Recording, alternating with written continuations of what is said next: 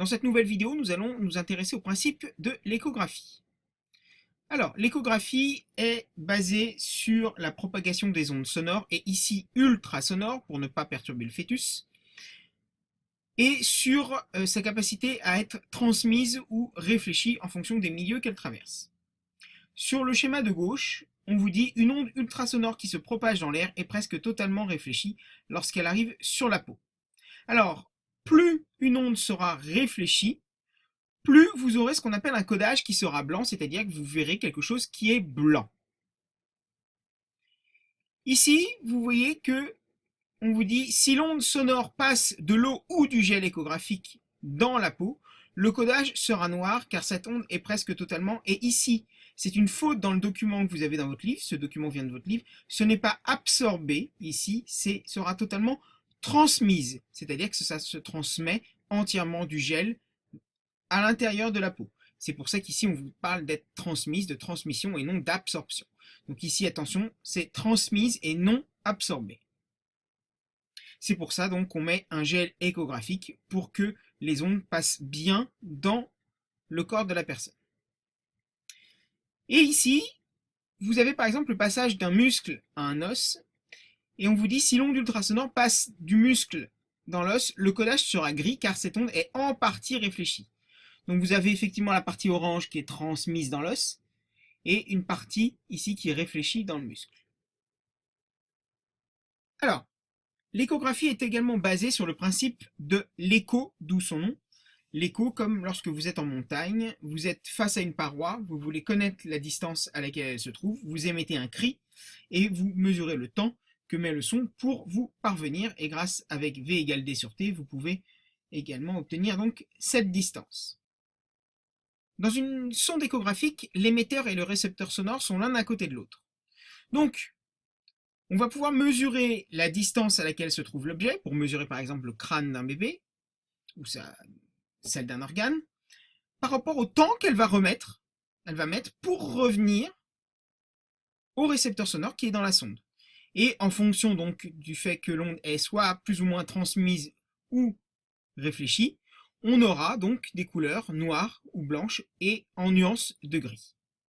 Donc c'est basé sur sa propriété à être transmise ou réfléchie lorsqu'elle passe d'un milieu à un autre, et également par rapport à la distance à laquelle se trouve l'objet. Sur ce schéma, on va peut-être y voir plus clair.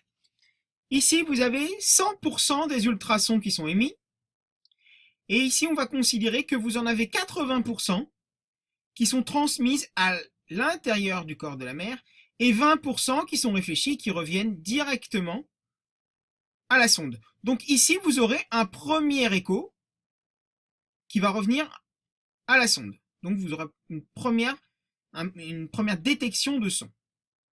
Sur ces 80% qui sont transmises, ici on arrive sur le bord du crâne du bébé. Et ici, vous en avez 70% qui sont réfléchis et 10% qui passent à travers le crâne du bébé. Donc on peut considérer que l'os va réfléchir extrêmement le son. Donc 10% pénètrent, 70% reviennent à la sonde, donc vous avez un deuxième écho, vous aurez un deuxième signal au niveau du récepteur. Et ici, ces 10% là vont être réfléchis à 100% puisque vous en avez 10% qui reviennent à la sonde, donc vous aurez un troisième écho. Donc vous aurez sur votre signal un premier écho ici, à la frontière, donc entre le gel et la peau, entre la chair et le crâne, et ici, à l'arrière du crâne sur la colonne vertébrale. Donc vous aurez trois échos, et en fonction de savoir justement, parce que le son qui est transmis ici va mettre plus de temps pour revenir, donc en fonction de la distance et de la temporalité sur l'écran de l'oscilloscope, vous pourrez justement calculer, de la même façon que vous avez calculé la vitesse de propagation du son, vous pourrez calculer la distance, justement, par exemple, de la tête de bébé. Alors, sur cette petite animation, on va regarder ce que ça donne à l'écran et sur l'oscilloscope. Donc vous voyez que j'envoie des ondes ultrasonores, et qu'ici, je vais pénétrer, voilà, dans le corps de la mère. Voilà. Donc je vais avoir un premier écho ici, que vous voyez là. Vous avez une première modification du signal. Et ici, vous avez une deuxième modification du signal que vous voyez ici. Vous avez de nouveau un signal. Si je continue, même chose, sauf que là, je rencontre un objet. Donc vous voyez que j'ai un écho, un changement, 2, 3, 4. Donc je les ai ici, 1, 2, 3 et 4. Donc ici, vous voyez que le signal, il n'y a plus de signal. Donc, il a été transmis à l'intérieur du corps. Sauf que ce petit objet, lui, réfléchit énormément le signal. Donc vous avez de nouveau un signal pour cet objet. Si je continue, vous avez la même chose ici et la même chose ici. Maintenant, allumons l'écran d'ordinateur et voyons ce que ça donne. Voilà. Ici, vous voyez du noir apparaître. Ça veut dire que c'est énormément transmis à l'intérieur du bébé, à l'intérieur du corps, et peu réfléchi. Donc vous aurez quelque chose de noir, d'où pas de signal.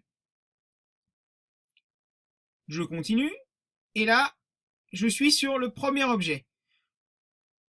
Vous voyez, ici, qui est en nuance de gris, vous voyez un signal, donc qui est en partie réfléchi. Il va être transmis, bien sûr, mais en partie réfléchi. Je continue de la même façon. Voilà. Testons un deuxième exemple.